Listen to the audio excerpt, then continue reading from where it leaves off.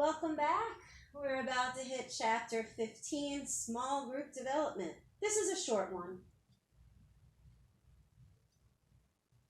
So Tuckman is the author of this theory, and he came up with the idea of 5 stages that we go through in small groups. Now, as you'll find in the reading, it doesn't mean that every group always hits it each stage, and it also doesn't mean that it necessarily goes in order. But the way that these hypotheses go, it's typically the predicted outcome. So the very first stage that Tuckman talks about is forming. So you could think about this if you were ever in a dance troupe, if you were in band. I know a couple of people have talked about their jobs and working in restaurants, if they're on sports teams. So typically what happens when we're in a group in the forming stage is we're very, very polite.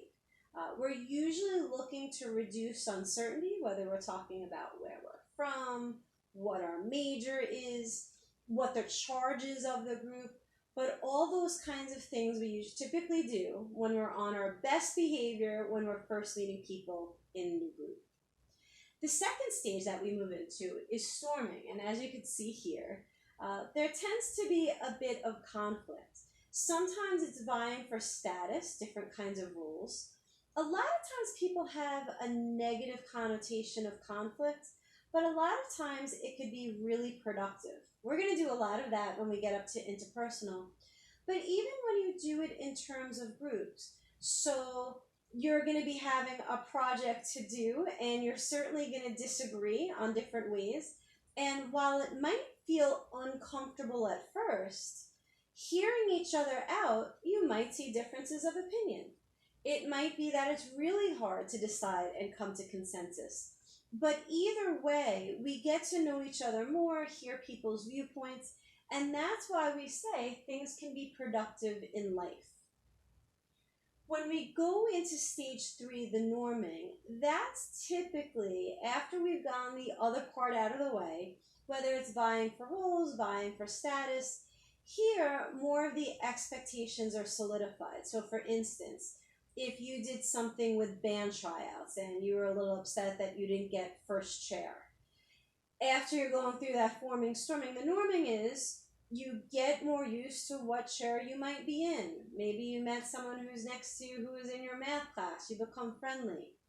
But the idea is in the norming, people get more comfortable with whatever those roles are going to be.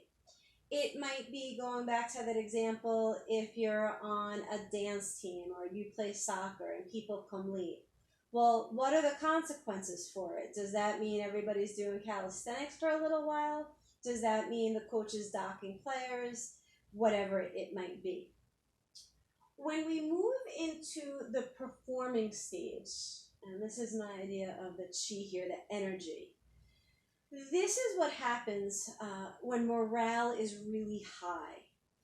People are so sure of their roles that people can be really productive and now putting their best efforts forward. So if you're going back to that soccer game, it might be in terms of when you're in quarter 3 and everybody's doing the right thing and the energy is just palpable.